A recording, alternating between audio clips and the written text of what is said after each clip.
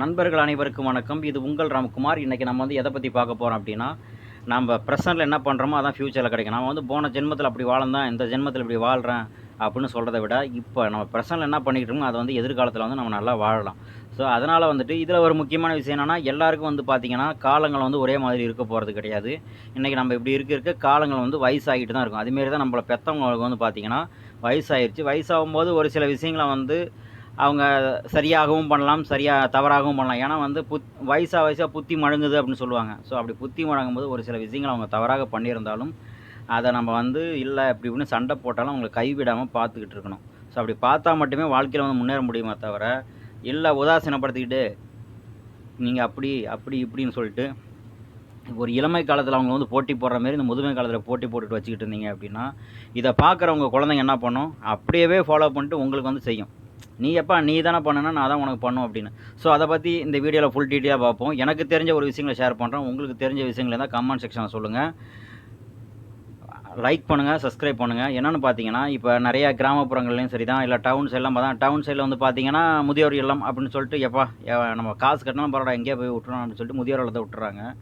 அதே கிராமப்புறத்துல வந்து பார்த்தீங்கன்னா, வயசானவங்களுக்கு வந்துட்டு, இந்தா நீங்க பண்ணிக்கங்க. ஏதா பார்த்துங்க வச்சுங்க. வயசான காலத்தில கண்ணு தெரியுமா? காது கேட்குமா? இல்ல நடக்க முடியுமா? இல்ல ஒரு தண்ணி சுமக்க முடியுமா? அப்படிலாம் யோசிக்கிறதா இருந்தா நீங்க தனியா போயிருங்க. அப்படின்னு சொல்லி அவங்கள தனியா விட்டுறது. அதேமாரி அவங்க நீ சின்ன குழந்தையா இருக்கும்போது நீ எதா பண்ற அப்படின்னு சொல்லிட்டு உன்ன தூக்கி போட்டு போயிருந்தாங்கன்னா, உங்களுக்கு எப்படி இருந்திருக்கும்? நீயும் வந்து 1000 தவறுகள் பண்ணியிருப்ப. அதெல்லாம் அனுசரிச்சு தான் அப்பாவும், அம்மாவும் உன்ன வந்து வளர்த்துருப்பாங்க. அப்படி வளர்க்கும்போது இன்னைக்கு வந்துட்டு என்னான்னா, நீ வளர்ந்து பெரிய ஆள் ஆயிட்ட வச்சுட்ட போன்னு அவங்கள வந்து உதாசீனப்படுத்துறது, கீரவசனம் பண்றேன்னு சொல்லிட்டு அவங்கள்ட்ட ஃபைட் பண்ணிக்கிட்டு இருக்கிறது. நீங்க எப்படி தவறு செய்யும்போது, அவங்க சின்ன வயசுல உங்கள அனுசரிச்சு இழுத்து பிடிச்சாங்களோ, அதேமாரி அவங்க முதுமை காலத்தில இழுத்து பிடிக்க வேண்டியது உங்க கடமை. அப்படி இல்ல, நான் அவங்க இப்படிலாம் பண்ண மாட்டேன், வைக்க மாட்டேன் அப்படின்னு சொல்லிட்டு, நீங்க அவங்கள உதாசீனப்படுத்திக்கிட்டு, அவங்கள சரியான முறையில கவனிக்காம, வைக்காம, வயசான காலத்தில வந்து வருமானம் ஒரு வெத்தல பாக்கு போடுறவங்களா இருந்தாலும் சரிதான், ஒரு டீ, காஃபி குடிக்கிற மாரி இருந்தாலும், ஒரு சுகர் மாத்திரை வாங்கி போடுறவங்களா இருந்தாலும், நீங்க காசு குடுத்தா மட்டும் தான் உங்களுக்கு காசு வரும். அத விட்டுட்டு நீங்க போய் கூலி வேலைக்கு போய் சம்பாரிங்க, வைங்க அப்படின்னா, எப்படி அவங்க பண்ணுவாங்க? காலங்கள் போயிருச்சு தெரியுங்களா? அவங்க வந்து உழைச்சது மத்த நாடுகள் போல கிடையாது. தமிழ்நாட்ல வந்து கிராமப்புறங்கள்லயும் சரிதான், சிட்டிலயும் சரிதான். அது எல்லாமே ஒரு தாய் தந்தையானவங்க வந்து பார்த்தீங்கன்னா, குழந்தைங்களுக்காக தன்னோட வாழ்க்கைய அர்ப்பணிச்சவங்களா தான் இருப்பாங்க. "நீ எக்கடா கெட்டுப்போ, நான் இப்படி தான் வாழுவேன்" அப்படிலாம் கிடையாது. ஒரு குழந்தை ஃபீஸ் கட்ட முடியலன்னா, அந்த அப்பன் போய் எவ்வளோ கஷ்டப்பட்டு போயிட்டு வந்து கூலி வேலைக்கு போயிட்டா இருந்தாலும், அந்த குழந்தைக்கு ஃபீஸ் கட்டியிருப்பான். சரியான கோவக்காரனா இருந்தாலும், அந்த அப்பங்காரன் வந்துட்டு ஒருத்தன் ஒரு வேலைக்கு போம்போது, அவன் அசிங்கப்படுத்தும்போது, அந்த அசிங்கத்த கேட்டு வேலை பார்த்துட்டு வந்து நம்மகிட்ட வந்து அந்த காசு பணம் தருவாரு. நமக்கு வந்துட்டு அதெல்லாம் யோசிக்கிறதுக்கு இன்னைக்கு நேரம் இல்ல. அதேமாரி பார்த்தா, தன் தாய் வந்துட்டு இன்னைக்கு வந்து சிலிண்டரு மாடல்ல இப்படிலாம் வந்திருக்கலாம். அன்னைய காலகட்டங்கள்லாம் பார்த்தா, இந்த மண்ணெண்ணெயோட ஸ்டவ் இருந்தாவே ஒரு பெரிய விஷயம்.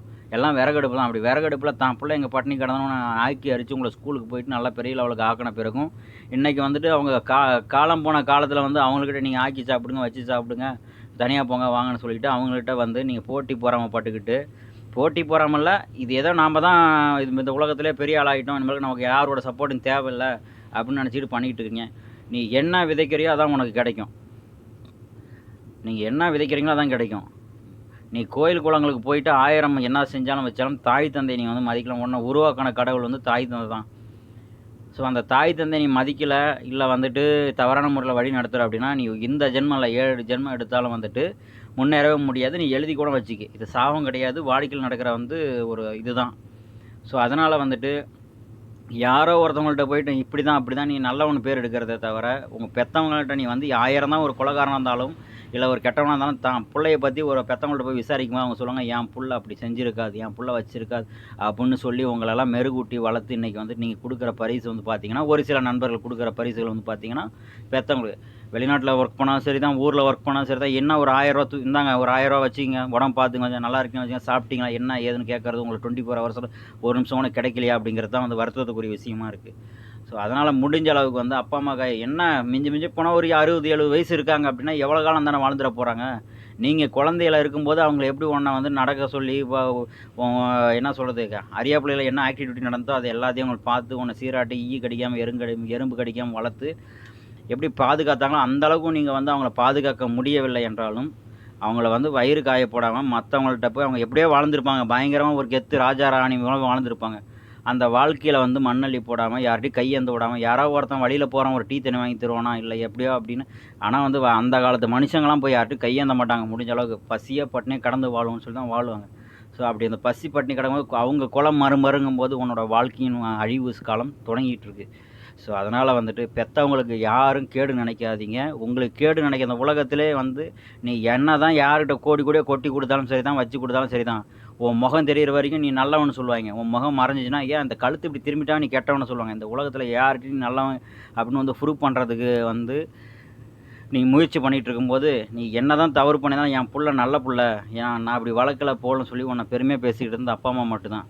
ஸோ அதனால் வந்துட்டு கடைசி வரைக்கும் 4-5 பிள்ளைய வந்து இருந்திருந்தாலும் அவங்க வந்து வயிற்ற கட்டி வாயை கட்டி அந்த 4-5 பிள்ளைய காப்பாற்றிடுவாங்க. ஆனால் அந்த 2 தாய் தந்தையை காப்பாற்றுறது இந்த இன்னைய ஜெனரேஷனுக்கு வந்து ரொம்ப கஷ்டமாக இருக்குது. ஆக்கிற அரிசியில் அரைக்கப்பு அவ்வளோதான், இருக்கிறத ஆக்கிட்டு சந்தோஷமாக வாழ்ந்துப்பார்.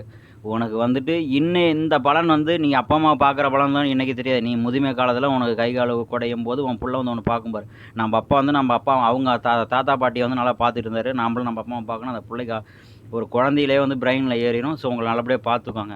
ஸோ இந்த வீடியோவில் யார் மனசும் புண்படுத்துக்காக பேச கிடையாதுங்க. இங்கே நடக்கிற ஃபேக்டரை சொல்கிறேன். கிராமப்புறங்கள் நடந்த விஷயங்கள், பார்த்த விஷயங்கள் நான் உங்கள்கிட்ட பேசிகிட்ருக்கேன். முடிஞ்ச அளவுக்கு வந்து தாய் தந்தையை வந்து ரொம்ப எதாவது மிஸ்டேக் பண்ணால் சத்தம் போடுறீங்க, சத்தம் போட்டாலும் அரவணைக்கணும்.